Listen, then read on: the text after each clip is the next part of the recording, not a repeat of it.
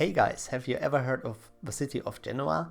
Well, I honestly haven't either before, but it was part of my Interrail trip. We are going to talk about the second day of that Interrail trip, and if you've missed the first episode, where I pretty much talked about how I got to the city of Genoa in the first place and how that turned out to be a bit, let's say, chaotic, you can definitely go ahead and watch that.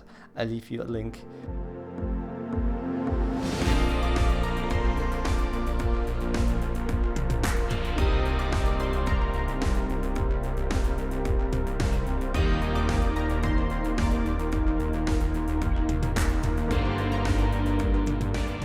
As you probably know by now, the day before I arrived quite late and went to bed quite exhausted. So the next morning, I have to say that I haven't had that much sleep, and honestly it wasn't that great, and that was mostly due to the fact that the hotel room, it has like 2 floors sort of, and I was staying on the second floor, and that floor is directly underneath the roof. As we all know, warm air moves up, and that honestly also was the case in that hostel room.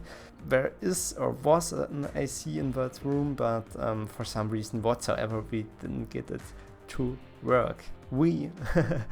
I was staying alone in that room because that room has 4 beds, so 3 other people were staying with me. But first of all, look at that view from the balcony here. That was the view outside of the room, and there were some quite nice plants there, and you could even see some of the harbor in the background.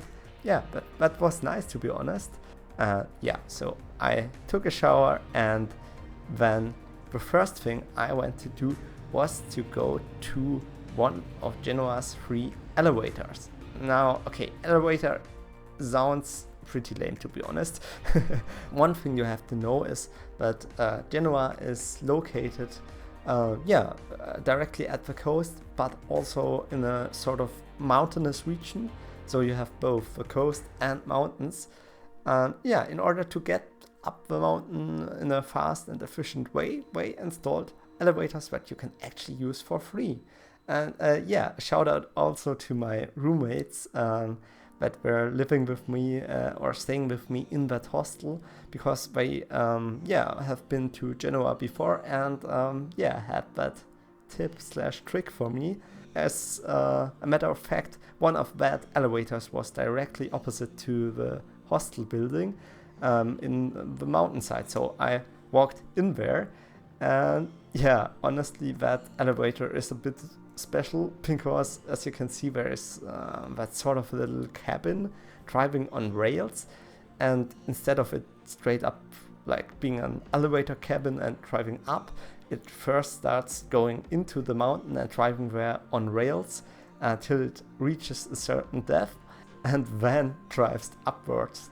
So that was a bit special, but it's a quite nice concept and it worked great. So then up the mountain there was let's call it a sort of fortress, and in front of that fortress there was a public park where you could go into and then walk around to the backside of the fortress where you could then enter. It also has a nice garden area inside of it. So guys, I would say take a look at that. I mean, there's some view on the city you've got here.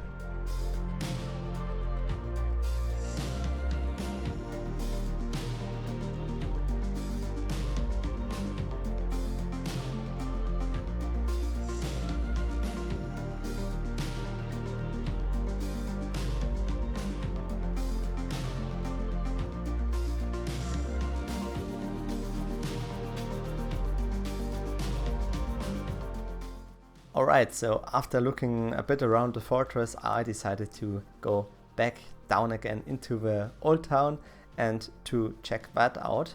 The first thing I ended up doing or stopping at was a really fancy church, and yeah, it was pretty impressive how it was decorated and what it looks like. And then I continued walking through the old town, and I quite like the look of the buildings. The good thing is that there are small alleyways that provide some shadow, so that way it isn't too warm. And another great thing is that I believe there wasn't much traffic in the old town. I think cars and motorcycles are even banned there. Another thing was that I also stopped by the harbor area, or Haber, what is it called? Yeah, and to be fair, I guess that this harbor, it doesn't look too good, at least in my opinion. Right, so after walking around the city for quite a while, I decided that I'd need a coffee break, so that was what I went to do. And a funny thing was that there were also two guys from the hostel. I believe they were from Canada, and they also were exploring the old town. So yeah, they also stumbled up on me. But then we went our separate ways. Another tip that the two roommates from earlier that day from the hostel told me was to grab one of the funicular rides. They are also free to use, and I'm not sure if that's still a thing or if that was only an experimental phase that Genoa had with their public transport system. And I took that to drive up to the Rigi station, which is a station located up the sort of mountainside, because I wanted to watch the sunset from there. And honestly, judging by the image which I saw while scouting it on Google Maps, it didn't look too spectacular. It's only the station and only the station building, and it didn't even look like there was much of a viewpoint or nature around that. So I was like, meh, but let's give it a try. So I then finally arrived on top of the mountain, or like at least at the end station. The view which I then got was just stunning. First of all, if you leave the funicular, you are essentially like looking away from the city, but into a valley behind the city, so like north. And already that look was pretty cool. But then you were able to go out of the station and sort of on the roof of the station. And there are multiple layers, sort of floors where you can, or like platforms that you can have a look down onto the city, and that looked so amazing. So all in all, it was totally worth it, and I was just enjoying the view there, watching the sunset. So another funny thing is that whilst driving up there, I noticed that a girl was also recording a video, and I then decided to speak to her, and she was also recording a YouTube video. Her YouTube name is Solo M. I'm just gonna leave a link to her channel in the video description, so you can also check that out if you like. And she's actually from Genoa.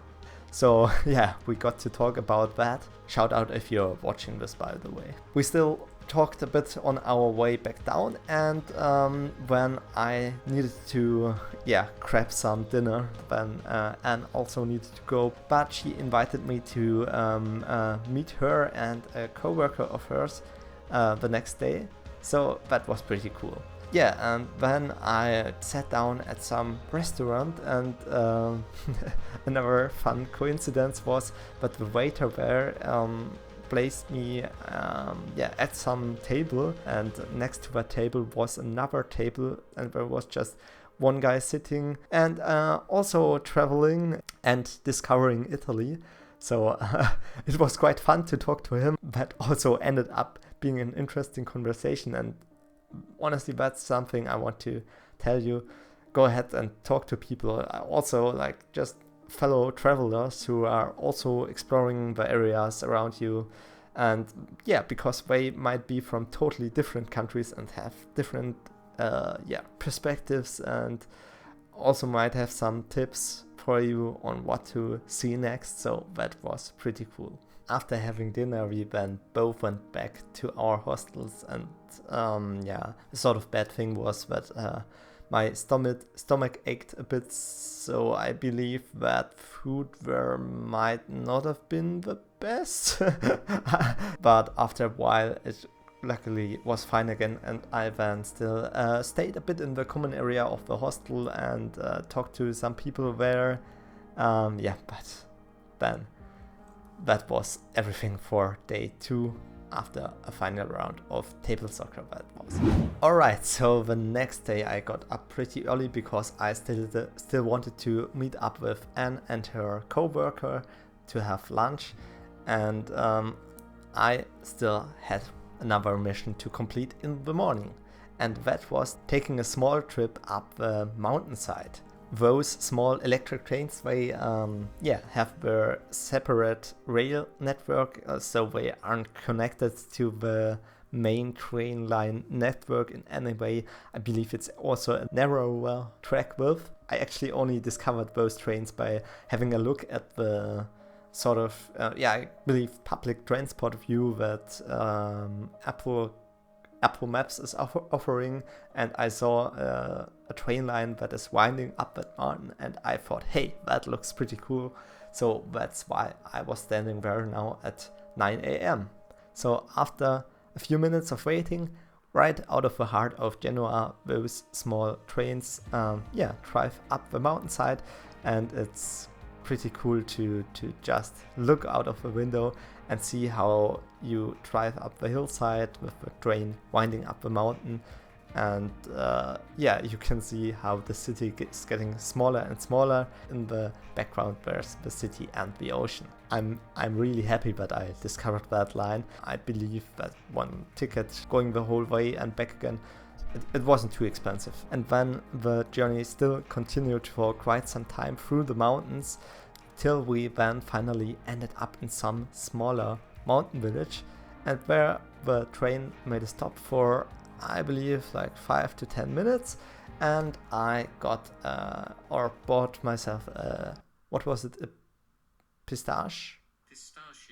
Okay, that sounds sort of Spanish, but okay, pistachio. So a pistachio croissant, and that was pretty cool and also tasted quite good. So after stopping there, I then drove right back again into the city, and perhaps you could also combine that train travel with a hike up in the mountains, or discovering some smaller villages there. That might also be quite cool, but as I only had 2 days in total in Genoa, I didn't have much time for that.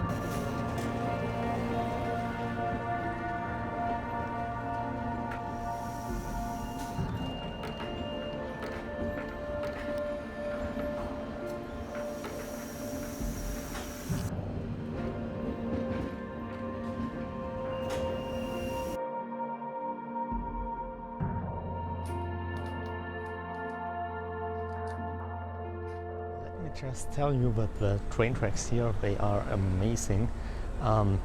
simply the view, it's stunning going up the mountain. Just looking outside of the open window, definitely check that out if you ever come here. Total recommendation.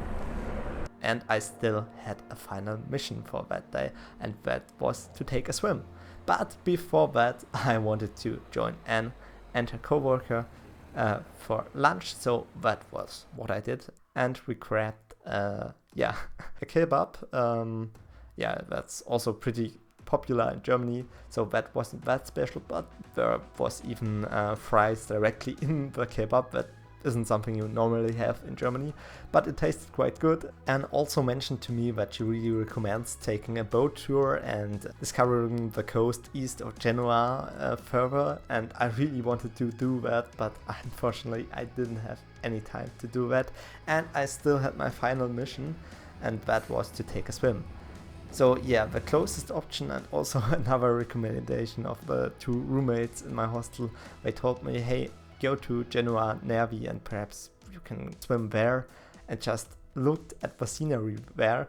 It's a pavement or pedestrian walkway directly next to the sea, and the view was just awesome. I mean, especially in that evening warm sunlight. Honestly, I'm just so happy doing this trip solo. I don't know, it worked out so great.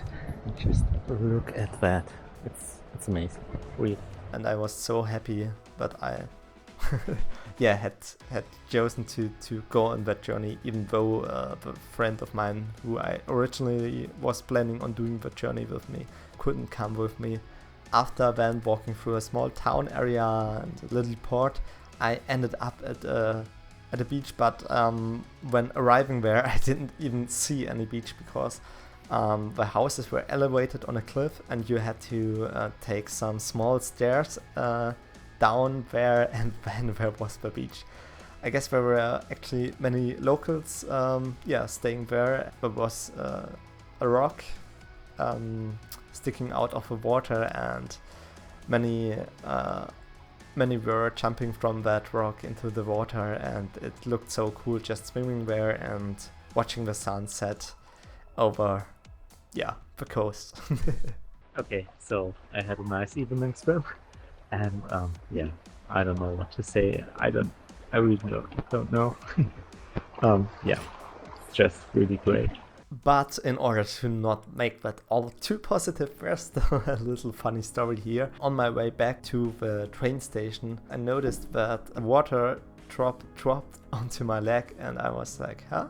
When I grabbed onto my backpack and noticed that it was all wet. And as it turns out, my water bottle was leaking, and as a result of that, I had a sort of mixture of both water and sunscreen in my backpack, because the sunscreen bottle also somehow wasn't properly closed, and that was, wow. It wasn't that funny. In addition to that, I was also walking past some mansion or something. Yeah, there were two security guards standing in front of there, and that happened directly in front of that. So I went, took off my backpack and tried to rescue some stuff. I'm not sure what the security guards were thinking, what I was doing, but I'm still alive, so it worked out.